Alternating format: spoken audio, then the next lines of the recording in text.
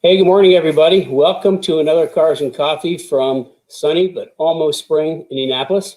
And if you're a car guy, you're in the right place, because this morning we're going to talk about preparing your car for the new season, whether it be a street car or a track car or just a fun car. And we've got some good stuff. We got an interview with Paul Dondero on his V6. We've got some shots of the update on Cliff's FR500S. And of course, we got the questions from the Speed Therapy Society members. So if you're just joining, I'm Kenny Brown. This is Cars and Coffee, and we're going to have a good time talking about cool stuff. Well, I don't know where to start. We got so much stuff to talk about today. I guess what everybody really wants to know about is kind of prepping their car for the season of the spring. Well, I've got a really easy way to do that. If you recall, we've got this is my car prep sheet that I use, and we go racing, and it lives within the Speed Therapy Society resource Facebook group resource section. You can download it from there. But basically, it kind of, getting ready for spring is no different than getting ready for a track event or a race, and you pretty much do the same types of things. You go under the hood, you want to check the air filter, the radiator, power steering, oil levels. Well, I would change the oil. And if the car's been sitting around all winter, I'd go ahead and change the oil, get some fresh oil in there, oil and filter, and check the water lines, the fuel lines, the power steering fluid, pretty much everything under the hood that you can have a good look at, the belts. And then, of course, you want to start taking a look, get the car up in the air using your Kenny Brown jacking rails and jack stands. You get in the car, have a good look at everything. Now, typically what I do when we work on the cars is all four wheels come off so we can see everything. In fact, if you've ever been with me at the track, anytime the cars come in, we're racing, anytime the cars come in, boom, they're up in the air, all four wheels are off, and we're underneath, looking at everything underneath the car. But have a good look at everything, and do your nut and bolt check, brake lines, nuts and bolts, and just visually do a good check of everything. If it's not clean, give it a good cleaning. Because I like a clean car because I can see if anything's going wrong. And then, same thing at the back of the car. You do a quick nut and bolt check. Just check everything. And then, let's see, what else do I got here? You should check the rear end and transmission fluids, and also tighten up the bolts, check the drive shaft. Back to the engine, alternator plug wires, the belts, and then, it pretty much goes over everything. Now, some of the other little things is if you had antifreeze in it for the winter and it's a track car, you're going to want to drain the antifreeze out and get water in there with water wetter. Just straight water with water wetter cools much more efficiently than coolant. So if it's going to be a track car, get water in there. Also, a lot of tracks don't really like people running antifreeze. If something would happen, if somebody blows a hose with antifreeze, and it's an hour delay, because antifreeze is like oil on track, where it was just water, it'll just evaporate off. And then here's something at the battery. Have a good look at your battery. See what the terminals look like. If there's any kind of like little crusty things growing on them, or if there's an older car and the battery is like with a little moist on the top, what you want to do is get yourself some baking soda and water and just pour it on the battery and let it fizz in all the little crusty things growing on the terminals. Give it a good fizz and take water and wash it off. But then I would pull the battery terminals off and make sure you've got a good connection. There's little battery things that I've got them in my toolkit. I can just put them on the post on the batteries and kind of puts a fresh surface on there. And a little grinder thing goes up inside.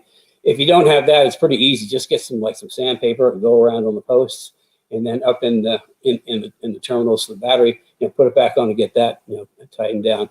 Because here's the thing: if you've got a little film on top of the battery, a little acid film, that actually drains the battery. If you get that little film over the winter, your battery's probably going to be dead or close to it. So you'll be sure to give the battery a good charge if it's not. And of course, obviously check your tires. check your tire pressure. Just make sure that, just take a good look at everything. And of course, bleed the brakes. Anybody that pays attention to me knows that I am just mad about bleeding brakes. I bleed the brakes all the time. Very simply because when I go to hit the brake pedal, I want good brakes because I'm typically going pretty darn fast. And I change the brake fluid before we go to an event. We bleed the front brakes after the first day, and it's not a whole lot of bleeding, just a couple pumps just until the fluid turns clear, and then we bleed them again at the end of the second day, and then again when we get ready to go to the track, we'll give them another quick bleed. I just like fresh fluid everywhere. So bleeding the brakes, make sure you use high temperature brake fluid if you're going to be going on track, and obviously get some fresh gas, because gas will kind of deteriorate over the winter. Get some fresh gas in there. And it's kind of just all basic common sense. But there is this checklist that is available for you for free. Just download it from the Speed Therapy Society Facebook private group resource section. Yeah. Okay, so what else are we going to talk about today? I think we're going to jump to some questions real quick, and then we'll get back to Paul. Okay, I got really good questions this week from you guys. And if you've got questions, you can either send them in through the Speed Therapy Society, send them in through there, or remember, I'm answering questions live. So if you've got a question right now, be sure to send it in, and we'll get to questions at the end. Okay, Kobe wants to know weight-saving steps and weight redistribution locations, ideal, achievable weight balance. I'll start at the back and work forward. Ideal is kind of like a relevant term. Sometimes it's the best you can get. But a Mustang is always light on the right rear corner. So that's why we always move the battery back to the right rear corner and try to get it low to move some weight back there. It's still going to be light in the right rear corner, but it's really difficult to get a really good balance. But for the most part, for track days, going and like scaling the car and doing all that, unless you're a really super advanced driver, I don't know that there's a lot of value in that. I don't do it. We get the car set up at the beginning of the season, and I just drive it. But as far as weight savings, that's a real good point. There's anytime you can save weight, it's going to be a good thing. Whether it's sprung mass, unsprung mass, or rotating mass, all of it has an impact. One of the quickest, easiest ways to reduce weight is going to light wheels. Either like the Forge line, we've got the Apex wheels. It shaves a lot of weight off. Lighter wheels and performance tires. And that's the kind of thing you can actually feel in the steering wheel. As soon as you put light wheels on, you can feel it right away. So by doing that, you've reduced unsprung mass. The mass is moving up and down, plus rotating mass is going round and round. Aluminum drive shafts. That's another good way to save some weight. Carbon hoods. I always look for weight savings at the front of the car, and the hood is high. So that's the last place you need weight. So I'll take go to a lighter hood, and just depends on how aggressive you want to be. Shaving the first little bit of weight off a car is pretty easy, but after that, every pound comes at a cost. You can really get these cars light, but you're going to spend a lot of time. You or somebody else is going to spend a lot of time, stripping out anything that is totally unnecessary. Even extra, if you've got the car caged, you can pull some of the inner panels out. But it's just, there's no ideal weight. It's, it's whatever you get, whatever you get. Move the battery to the back. You can play with moving weight around if you're on a scale. But like I say, for general track day, I don't think it's worth the effort. I think I told the story before when I first started working for the Speedworks people. They had 3 Mustangs in the Mustang Challenge in 2009. And they were like from IndyCar racing. They were basically Indy Lights team. So, their protocol and their procedures, every time the car came off the track, it went up on the scales. And, it took me a while to convince them that you really don't need to do that. This is not a formula car. We're not dealing with, minimal amounts of weight and getting the car super balanced. These are big, heavy cars that suspensions move all over the place. So, after they one event we tried it not doing scaling the car, and everything worked the same. So I just eliminated that procedure when it was scaling before we leave the shop, and that's it. So there are some thoughts.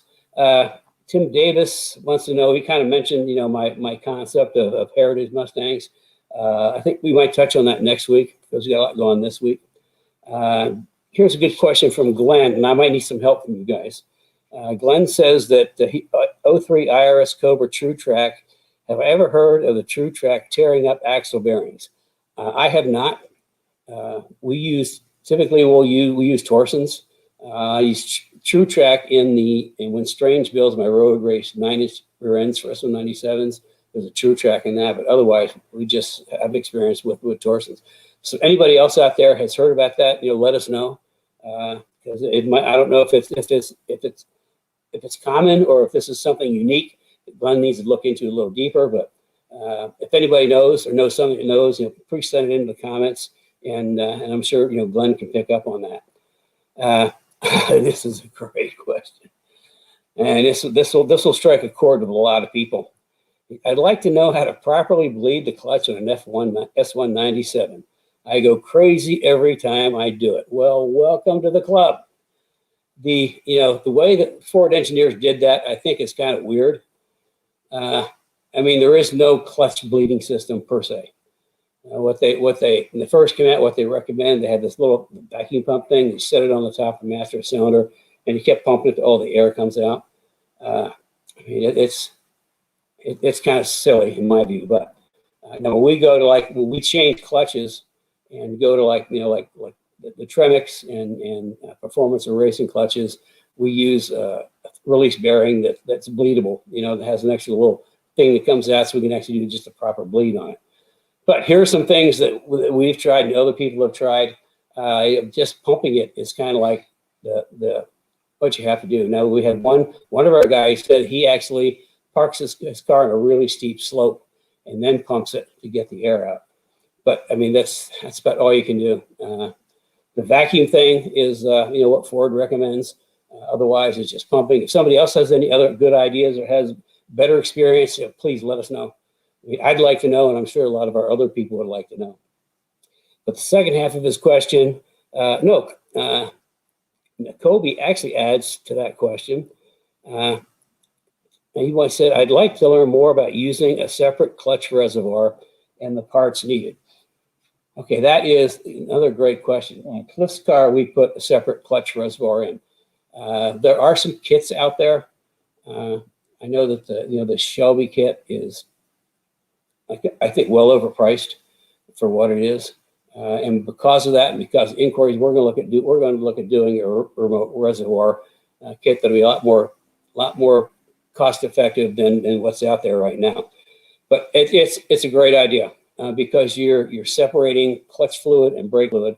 Because brake fluid at some point is going to get hot, it's going to get dirty, and it's just separating the clutch out. It's got its own reservoir. And all my race cars, we run a separate reservoir for clutch. So there's absolutely no reason you shouldn't run a separate reservoir for the clutch in S197. And like I say, I just, because of this and, the expense of the ones that are out there, I just started looking into this. I think in a couple of weeks, I might have something for you guys, something that we'll be using and we'll certainly pass along.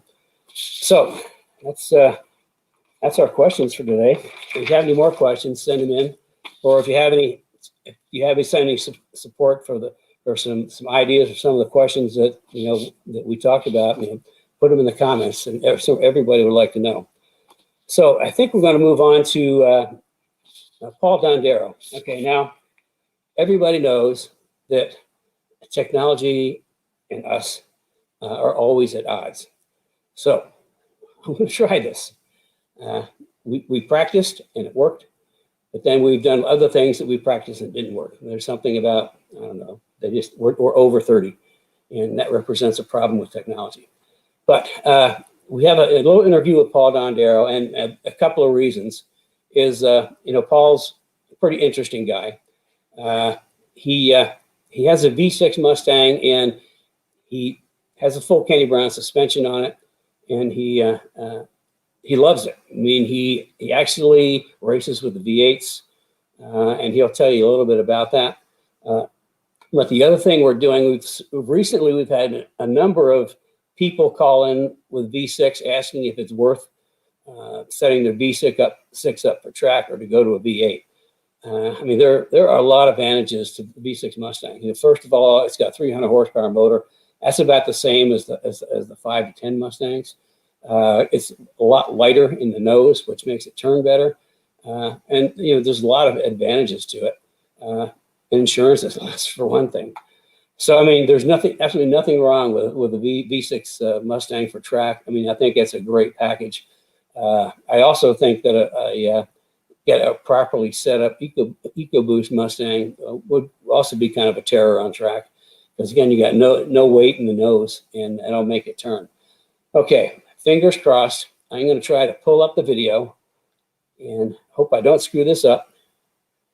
And if I do, Carrie is there. She told me how to click all the right buttons. Audio's on. Application window. Share. Yay! Okay, this is a great day and a successful day. Okay. Hello, everybody.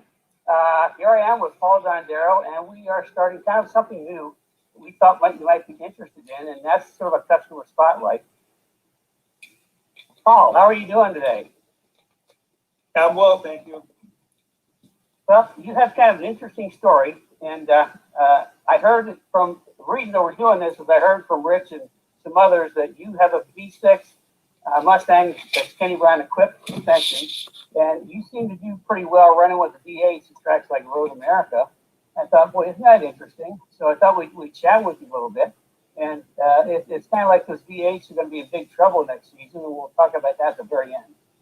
But before we get into that, you do a lot of track driving, but from what I understand, going fast is something that you're experienced with before you start driving a Mustang.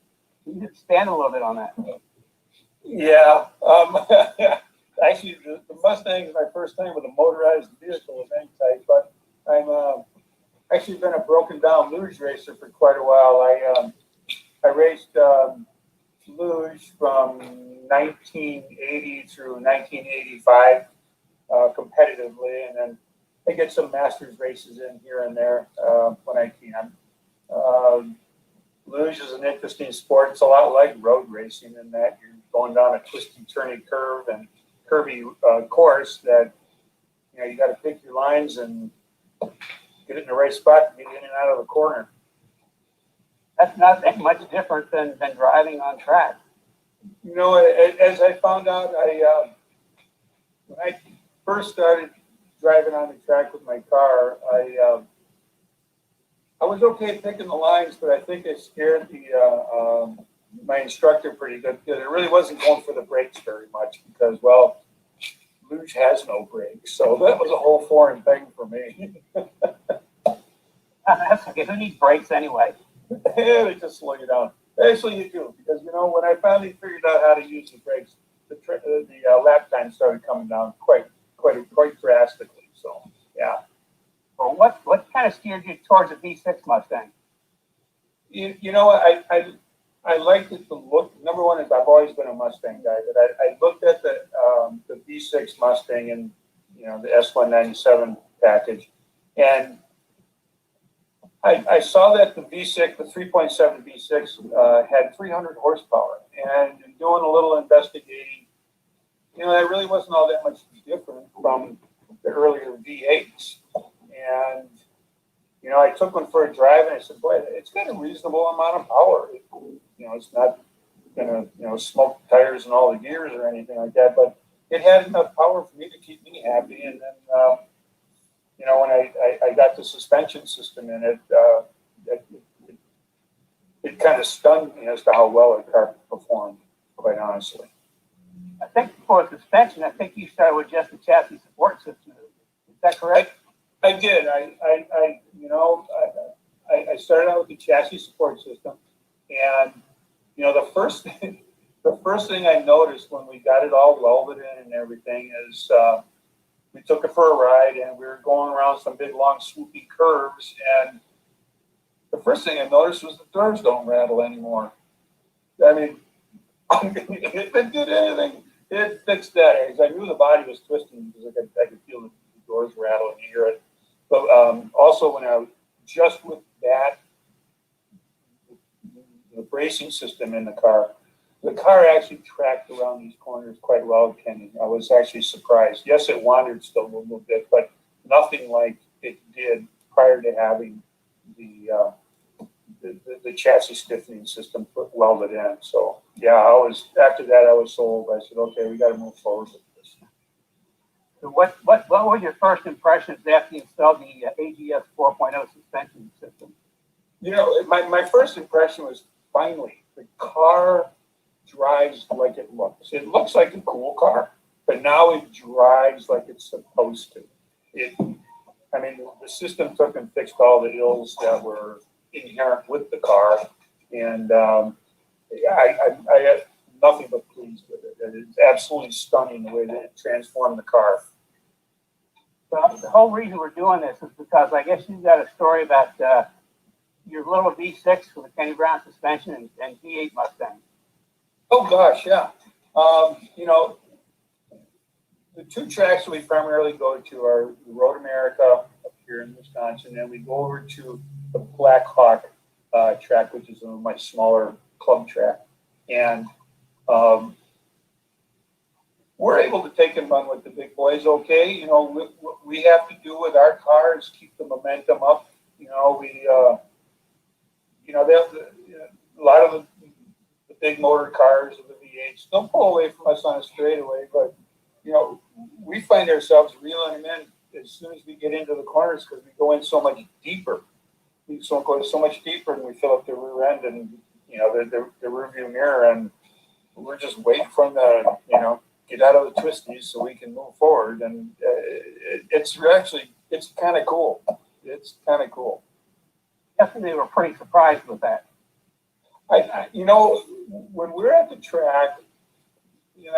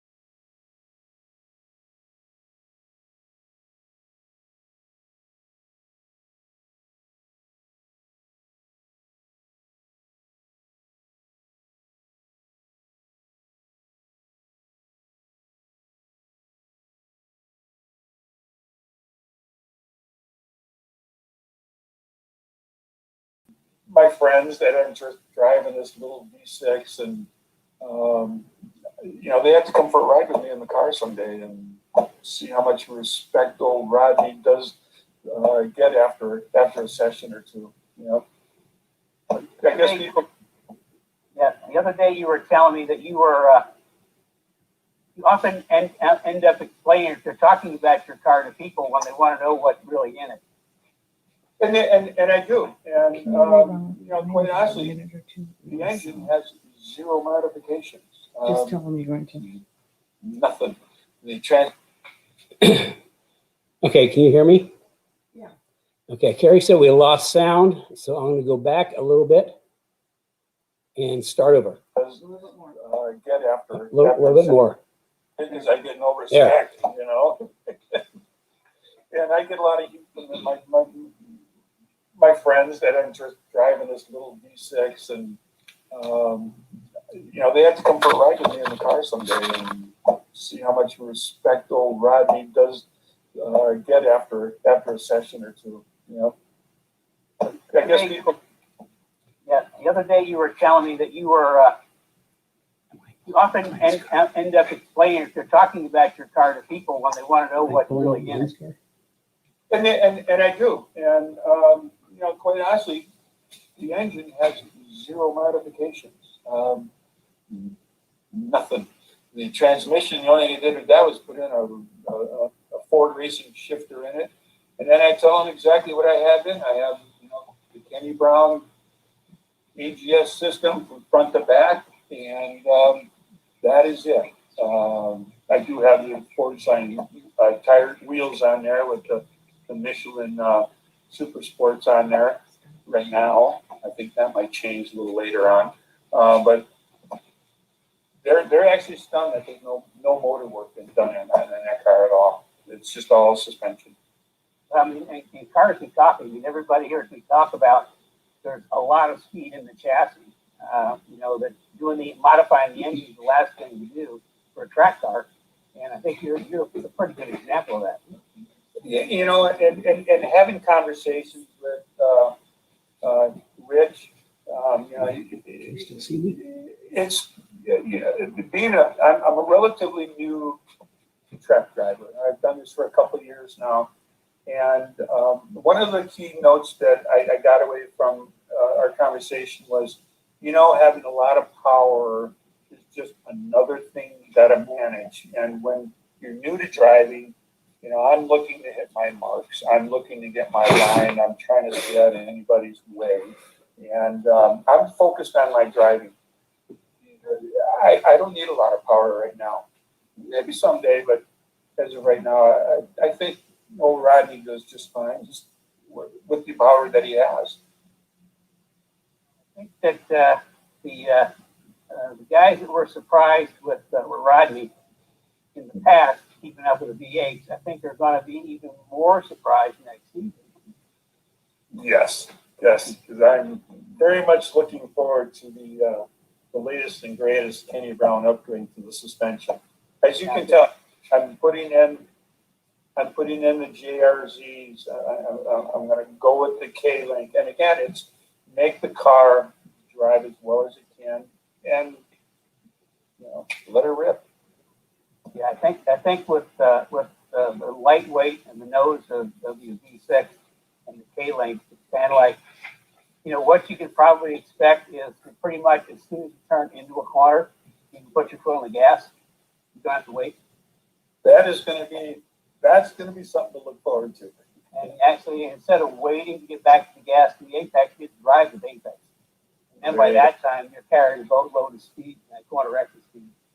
That corner exit speed is pretty impressive as it is right now. I can't tell you how much I have to sit and wait for, you know, other cars to, you know, get turned and get moving. It's out your way, basically. Yeah, it happens sometimes. It does happen, and you know they'll zip off to down to the next straightaway, and there I am waiting for them to get out of the way, which is kind of cool. Yeah, I do this for fun, and it's fun. Well, that's cool. Yeah, it is. It's really, I'm excited for it. Yeah.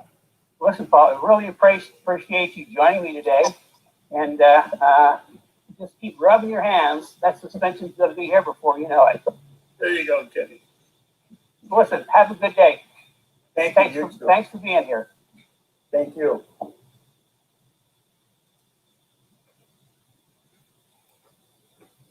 Did I make it back? Okay. Something I got to point out is Paul's a little modest. He was actually in the 1984 Winter Olympics in Luge. So, I mean, there's some real history on Gone Fast. And I just absolutely cannot imagine sliding down an icy, twisty slope with your butt in a little bitty tin can and no brakes. No steering wheel, no brakes, no nothing. So, I mean, he's got a lot of, So I think with that, we're going to, oh, here we go. I got a sign. If you're just joining us, I'm Kenny Brown, and this is Cars and Coffee, and we're talking about all kinds of cool car stuff. And next up, we're going to talk about Cliff's car. And this is, it's really interesting, and I thought you guys might, find it interesting too, is Cliff has a one of the Mustang Ford Racing FR500S Mustangs. Now, the story behind that is in 2007, Ford Racing built a bunch of, a fleet of Mustangs for Miller Motorsports Park for their driving school. And then Mr. Miller was just an absolute nut about Mustangs. In 2008, they built a small fleet. I think it was 74. I can't remember exactly, of the FR500S, which was an upgrade over the Miller cars. It was a little bit nicer car for the Mustang Challenge. And that went through 2009 and 2010. And I actually engineered 3 cars for Speedworks, who are based here in Indianapolis. And actually, it's kind of weird. Cliff's car is one of the cars I engineered for the Mustang Challenge. It was really kind of cool seeing it again. It still had some of the Kenny Brown stickers on it. But he really wanted to upgrade the car and make it drive better. He was having some real issues with the way it handled. So this all started out, we were going to ship him the AGS 4.0. And then he thought, you know, I'm not real happy with some of the people around here. I'm just going to send you the car because I want it done right. So when the car got here and we started working on it, and then, you know, because it was here, Cliff just said, man, I'm going to do this really, really right. So we've added the Pro 4R brakes in the front. We've added and then what we're actually doing in general terms is the Mustang Challenge ended in 2010. In 2011, there was no place for these cars to go and race. So Ford Racing cut a deal with the SCCA that they could run in World Challenge GTS class, but they obviously were going to be overshadowed by the Boss S Mustang. So they allowed a series of upgrades to make them, you know, a lot more competitive. You know, one of them, which was my AGS 4.0 suspension, and the other was with an engine package that was the CNC heads, hot rod cams, intake manifold, and throttle body. So I thought, you know, it's here. Why don't we just upgrade this car to a full 2011 World Challenge spec FR500S? I mean, we could have done more wild things, but I thought, you know, let's retain the integrity of the car rather than, you know, go off in the wild blue yonder. So it's pretty much, we've sort of stated the fact that being a 2011 FR500S GTS World Challenge Mustang with a couple of extra little things. You know, we've gone through and this car's seen a lot of different people in a lot of different years. So we've really gone through and gone through the car top to bottom and just tidied things up, made things better. And it's going to be pretty cool. You know, I added the wing on the FR500S is pretty, but it's real low efficiency. The old joke back then was how much does the rear wing, how much downforce does the rear wing make? And the answer is 19 pounds at 0 miles an hour. So what we did, we added a little gurney lip to the back to make that more efficient. We've added a diffuser in the back to help the wing be more efficient. And we're going to do some other things. We're going to put aside our fender skirts on the front fenders to help front downforce. And he's already got the Tiger hood, so that's a good thing. Oh, we've also upgraded to the triple pass, Kenny Brown triple pass radiator, which is, you know, he's never going to have a cooling problem after this. And did some other tidy up things. So I think Carrie's got he's put together some pictures. I think here you can see this is the, you know, under the car there's the K member in the front, the front of the car with that aluminum piece is the that's a splitter mount. What else have we got? Okay, here we go. This is the JRZs. He went up to the single adjustable JRZs, which is an absolute fabulous shock package. The car had Sachs shocks, and that's what came with them for the series. And I was never a fan of the Sachs shocks, but seeing everybody in the series had the same shocks, it didn't matter. I think the engineer that put the Sachs shocks together knew nothing about racing Mustangs, because they had the way the adjustment was set up. They had like 20 some bump adjustments and like 10 rebound. Well, that's backwards for Mustang. It should have been like 10 bump adjustments and 20 some rebound, because we do most of our tuning with rebound on shocks. And Cliff had some people out there rebuild the shocks, and they They didn't understand how to set them up either. So I'm surprised, Clip gets a big shout out for being able to drive the car the way it was. But we get the single adjustable. There's only one thing for them to just the rebound. And that's a great shock package. We've got our track springs on it, 650 front and 650 rear. And if you've been paying attention to some of the other things, you know why we did that. And then you can also see the adjustable sway bar end link. The next picture, Carrie. There's nothing on the rear suspension. Oh yeah, I'm telling you, there's nothing on the rear suspension because he has the new rear suspension, and that's not being released to the general public until, we're not sure yet, maybe the end of April. I mean, we have no pictures. He has our rear suspension. Yeah, he has the rear suspension, but we're not sharing pictures. Let's put it that way. And anybody who, I mean, how many people out there were able to join us for the private reveal on the new AGS 4.5 that we had a week or so ago? It was private for the Speed Therapy Society people, and they also had the second opportunity to purchase a new rear suspension. The first opportunity went to the Speed Therapy Academy folks. They saw it first, and we built first lot of 10 just to get it going. Boom, we sold those up straight away. And then we introduced it to Speed Therapy Society people in a private reveal, and they're kind of like selling like crazy. And for those that weren't there, once you get to see it, as we introduce it to the general public and the media, you're going to be probably pretty impressed. I know everybody else was, and what it does, it just changes the car dramatically. Anyway, here's the Kenny Brown Pro 4R race brakes, which we're pretty proud of. I mean, we spent a lot of time and energy working with Bear to make these kind of like the absolute best race brakes, dollar for dollar, you can get for a Mustang. It means what was on the car. The FR500S originally came with the Brembo Gran Turismo brakes, and somewhat had switched over to Stop Tech, and Cliff never did like his pedal feel, and I can back that up because back in the this is back with the I'm trying to think what years. Anyway, it had to be late 90s. We tried some of the Stock Tech brakes. It's a nice brake package. I mean, it's good quality, well built. I just don't think they've got the piston size right, because I do not like the pedal feel either, and that's when we pretty much switched over to Bear exclusively. But these race brakes have just every single possible feature you can get. I think you'd have to go to a Brembo GTR brake, which for a Mustang I think is $8,500 or $800 an axle set, and this is a lot more cost effective. It's 4 pistons instead of 6 because it's lighter, but we still use the same 6-piston brake pad profile, and it's been lightened. It's got the R-spec rotors, and the cool thing is the front brake pads are an inch thick, which is always a good thing. So go to the next slide, Carrie. Now here's something cool that we did is his brake hoses were kind of torn up, and he had the Ford Racing 4-inch brake ducts.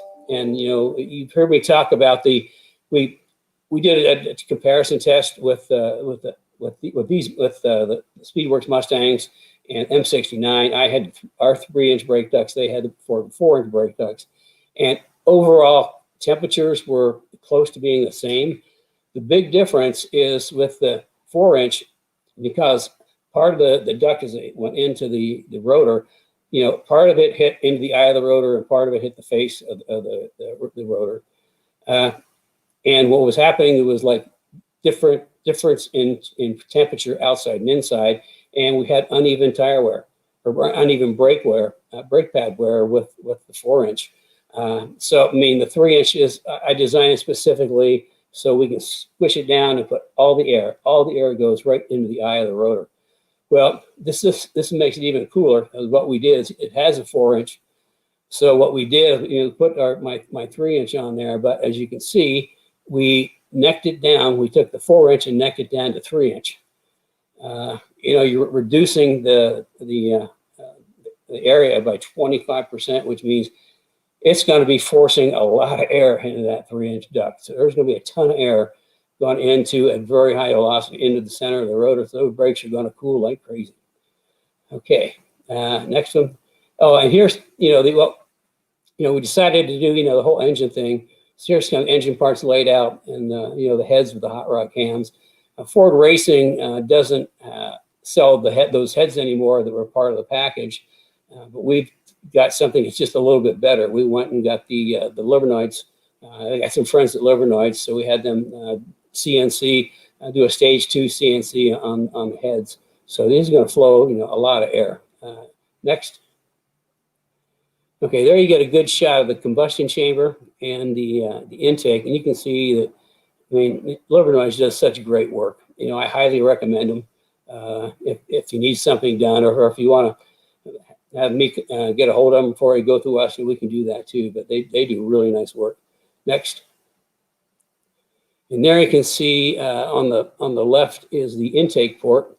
And you know that when you've got a good port design, when you can look through that port and you can see the valve, there's going to be a lot of air going through. The same thing on the exhaust side. It's a D port, it's a quasi D port. And you can, like I say, you can see most of the valve in there, which means a lot of air is going to be coming out. Next. And there it is, nestled right back in where it belongs, with the Ford Racing intake manifold and the Ford Racing 62 millimeter throttle body. And then we also upgraded to had the Ford quasi cold air kit, which was nothing more than the factory snorkel with a big air cleaner. But we switched over to JLT, which this is going to flow a ton more air. Do you have any more pictures? Ah, yeah, here we do. We did some nifty things when we put the triple pass radiator in. The shroud that was in there, and we talk about, make sure the radiator shroud is all the air goes through it, not around it. At some point it had gotten pretty beaten up, and and Kurt had to pull it out, and he had to hammer some panels straight and re-rivet it back together, so that's all fixed. And then actually the way it hit the radiator that was in the car, it didn't even go all the way to the bottom. It was, it went like above that. So we made some tabs. So we moved the shrouding all the way down to the bottom of the radiator, as you can see in the picture on the right. So we're getting all the air goes into it. Next. This is my favorite, because when Cliff gets his car back, this is the picture everybody's going to see. Cliff driving away from him. So yeah, I'm pretty excited to get this car finished and back to him. I know he's pretty excited to get it. So that's just a little something, and we thought was kind of interesting. It's just like I engineered that car in 2009, 2010, and here it is again. I'm making it even better. So that's Cliff's car. And we've done the. Let's see. I think we've pretty much done everything, and we might be up to question time. And here comes my lovely assistant with her computer and her questions. And she might buy water. So let's see. Oh, you know what I forgot all about? If you're on YouTube, subscribe, click the bell to get notifications. And Facebook, be sure to put our likes up and share. I should have told you in the beginning, if you had friends, you could get a share party or a watch party and share it. I screwed that up. But I'm doing it now. Better late than never. So, and then, I forgot this month's artwork. We've got Dan Gurney back. We had, Kenny's Wild Horses, which is a special acrylic commission by Ron Burton. And because I've been doing a lot of Zoom things from my office, I moved that to my office and moved Dan Gurney out here. So we got Dan Gurney at Le Mans. And the coolest thing about that, I don't know if you can see it very well, but you can see him holding his hand up to block the sun. And it looks like he's got his Rolex on and just some old-fashioned driving gloves. That's kind of cool. And I think Carrie's looking at questions. I think next week, obviously we'll do some tech talk, and let me know what you want me to talk about. Like I say, I talk about what you want to know about, so send in your questions or subject matter. If you've got a subject matter you want me to expound on, please send that in, and I'll see what I can do for you. we might do something on the Heritage Car program next week. It's in its very, very beginnings, but I thought we'd share that with you because I'm sort of excited about it. And then I think we'll do some more memorabilia. We haven't done that for a couple of weeks, so bring some memorabilia in, which I've got a ton of it, and it goes way back. And we may have a special guest that you don't know about yet. Oh, I guess we might have a special guest that I don't know about.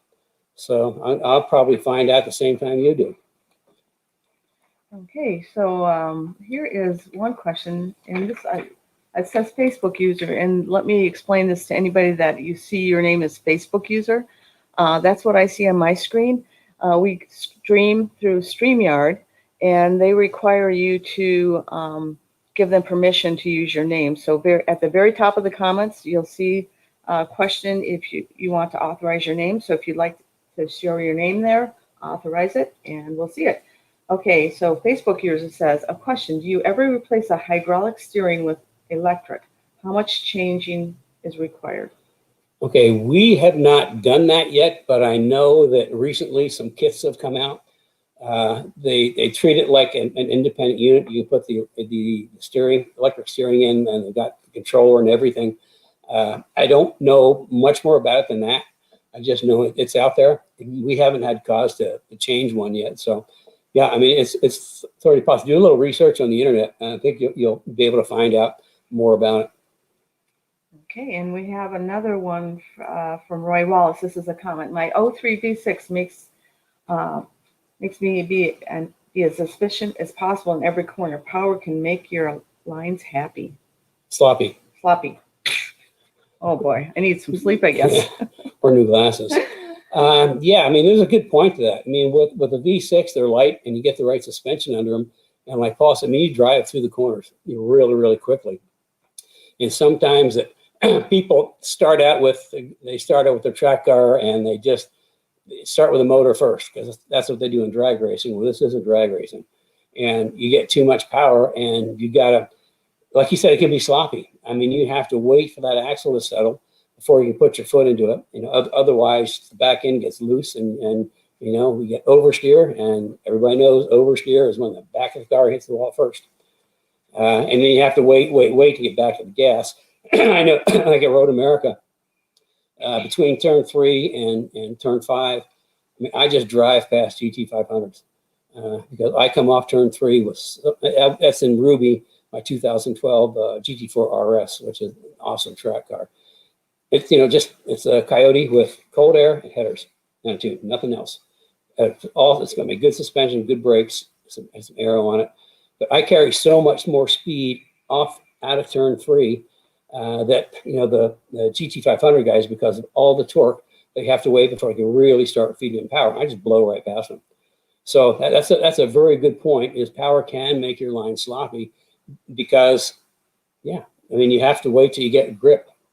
Okay, next. There's another one on the V6. I'll let you read it since I'm sloppy at reading my comments. Glad to hear you're not the only person who drives a V6 Mustang. I mostly autocross mine and use it as a daily in the summer.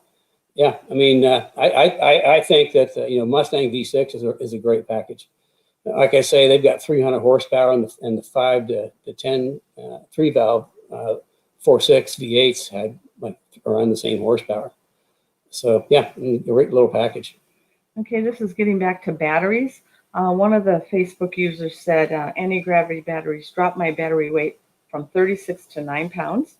And then Tim Thomasak has another question here.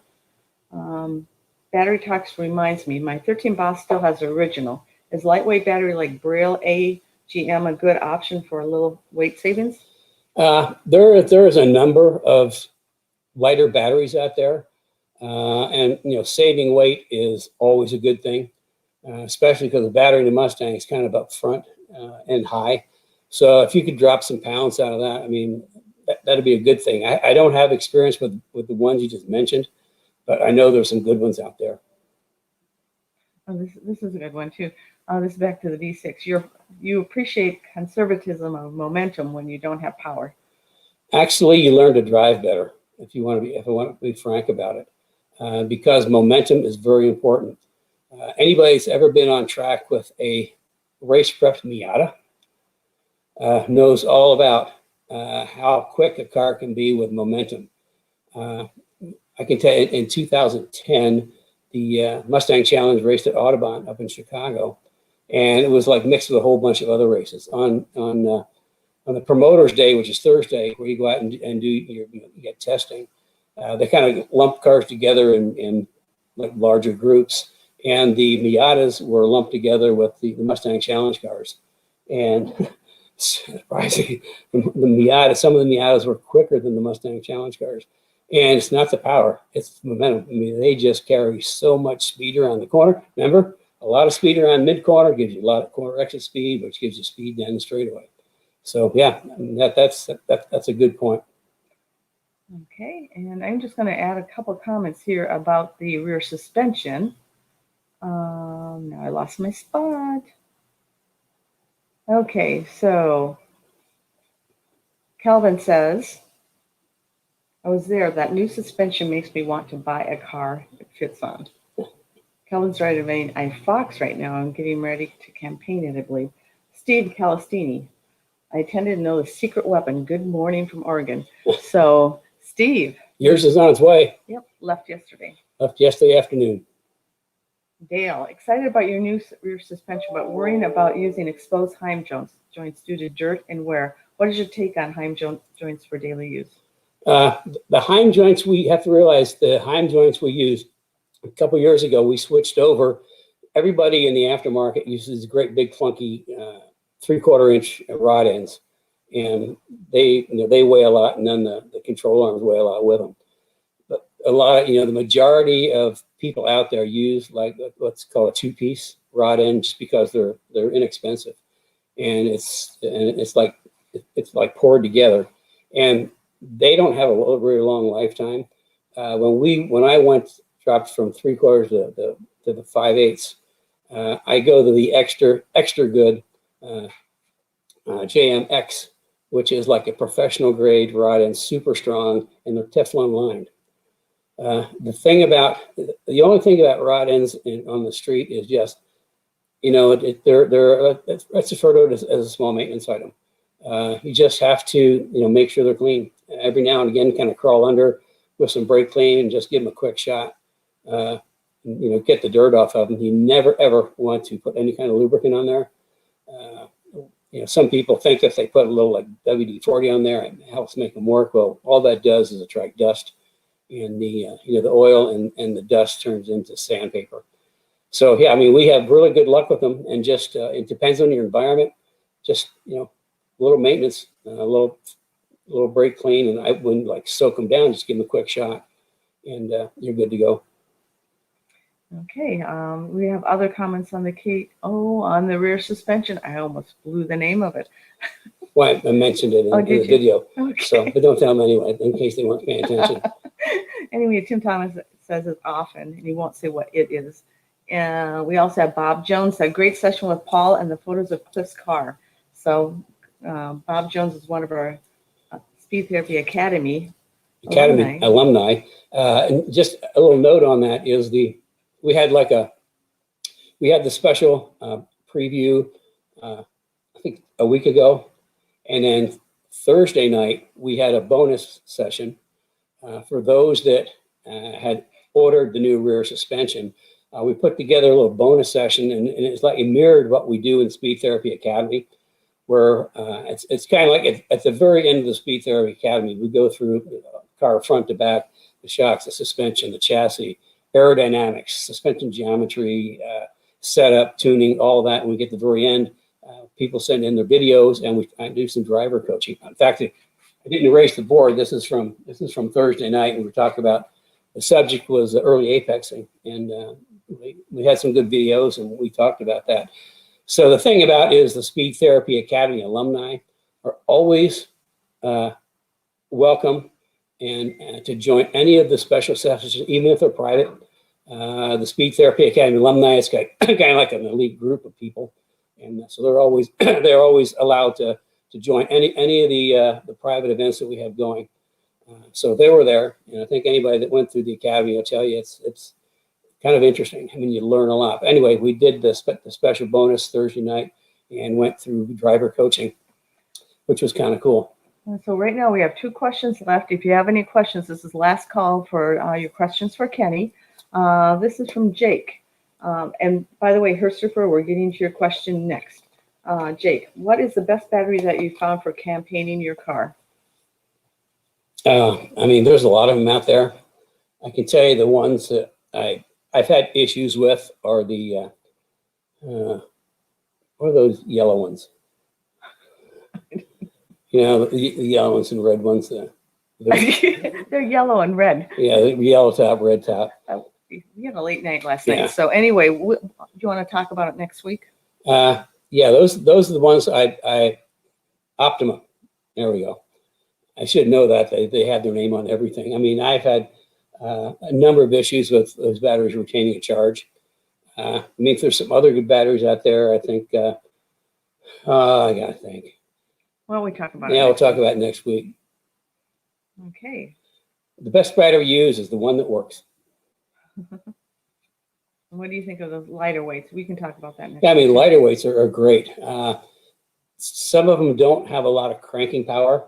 So anytime you look for a lightweight battery, be sure it's got plenty of cold cranking power because V8s take a lot of power, obviously, to turn them over. Okay. So now we have Herstrifers. And if there's any more questions, this is the time to add them. Herstrifer says, do you have any solutions for S550 hub issues? No, I have, but I have heard there's, he's talking about wheel bearings. He's burned up a bunch of them. And I have not heard of any solution. And nor have I had time to research it. But I'm sure that there's, I don't know. I just don't know. We're going to have to maybe look into that and see if anybody else out there has heard anything about a fix for the wheel bearing problems on the 550 cars, and let us know. I'm sure Herstifer would like to know. I'd like to know too. I think this session is called Stump Kenny. Yeah, this is Stump Kenny today. Okay, so anyway, Herster has a couple more questions. He also wants to note to you that he also found out that his rear end knocking is from brake caliper brackets that got loose. Nut and bolt check. I mean, I keep talking about doing your nut and bolt check. And I've had a lot of people that over the years have called in the cars, little problem here, a little problem there. And they're trying to do all kinds of crazy things. And I have them do like a nut and bolt check. And sure enough, here's a loose bolt. So yeah, that's, doing your nut and bolt check is really, really important. I mean, on my race cars, I have what we do, a major and a minor. Nut and bolt check, a major is like every single nut and bolt. And the minor is, after a while, you learn which bolts have a tendency to loosen up. And I can tell you that bolts do loosen up on race cars. And it seems to me like the job of a race car is to break things, because if you have a race car, something's going to break. I mean, that's just the way it is. So that's why nut and bolt checks are really important. Okay, I'm going to ask the rest of his question, but first I'm going to interrupt, as I always do. So if you guys out there who are listening, can you let us know if you like the customer spotlights, like Paul Dondero, if you'd like to hear more of those? And so say yes or no spotlights. And then also, I lost my train. What else we're going to do? Oh, guests. If you like Kenny to interview guests from the industry. So say yes guests or no guests. So that will give me a good idea of what we should be putting on the show. Or if you just like more tech questions answered by Kenny. Okay, here is the rest of his question. How critical or risky is this loose bracket, the brake caliper bracket? And then is there a solution for this to not happen again? I say risky, and yeah, I think it's not a good thing to have a brake bracket loose. I mean, the thing to do is whatever bolts are getting loose, get some blue Loctite, not the super gonzo Loctite, but like blue Loctite. Put a drop of Loctite on it, and then be sure you torque the bolts to factory specifications. Or the other thing too is a lot of these bolts on these newer cars are like one-time use bolts. Why they do that, I have no idea. But if you could just replace the bolt too, and then put some Loctite on and see if that fixes it. Okay, and Jake Rocco on the battery question said, thank you. I'll watch next week. I'm a Butte College automotive student, and I just want to learn as much as I can. Well, we're glad to have you. Maybe you should join our Speed Therapy Academy. which is going the next academy is going to start in, I think it's the second week of April. Mm-hmm. And yeah, you'll be hearing more about it. I mean, it's pretty cool. I mean, if you want to learn a lot about cars, and if you're a track guy, and the whole idea is by the time you're finished with the academy, is you know a lot about cars, a lot about things you didn't know about, and then when you go to the track, you're going to know, you're going to be the guy. I mean, you're going to know what to do and how to do it, how to adjust your car, and how to blow past people. Also, how to drive it. And also we have Tom Nelson, who is one of the, I signed up for the next academy. Oh. So yeah, he's watching today. I'm glad you had to join us. And let's see, we also have lots of yeses on both the guests and the spotlights, the customer spotlights. Okay, see if there's anything else. Oh, Dan Navy is on too. Remember to visit cruiseforacause.org and use promotion code KB25 for 25% off your chances to win a 21 Shelby GT500. Yeah, it's a cool deal. It's a cool car. It's an extremely good cause. So I highly recommend it if you haven't already. Please donate. It's actually a donation, but you're buying a chance. But with a Kenny Brown code, whatever you spend for a chance, you get 25% more. So if it's like you get say you got spend 100, you get 125 worth of chances. Oh, and we have another. This is a Facebook user, which I'm sure it's one of the alumni, because they say, "Do the academy? It is great!" Exclamation points. So, okay. So anyway, I think that's it. I don't see any more questions. So, everybody, I guess, have a good day. Well, I'm glad you could join us today. And it's like I say, it is almost, but not quite spring here today. And we're really looking forward to next week. It's going to be the 60s. Pretty much the snow has mostly gone away. Even the great big piles are about done. So, I mean, I'm ready. I'm sure you guys are ready to get out because, high performance tires don't work when it's cold. So getting up to 60 degrees, that's enough temperature for performance tires to work and to have some good driving. So if it's like that where you are, get out and enjoy the weekend. And I can't wait till it gets a little better. And we'll see you next week with what we talked about. And I guess a special guest that I know nothing about. I'm in the dark. So, okay, well, listen, glad you could join us this week, and we'll see you all next week.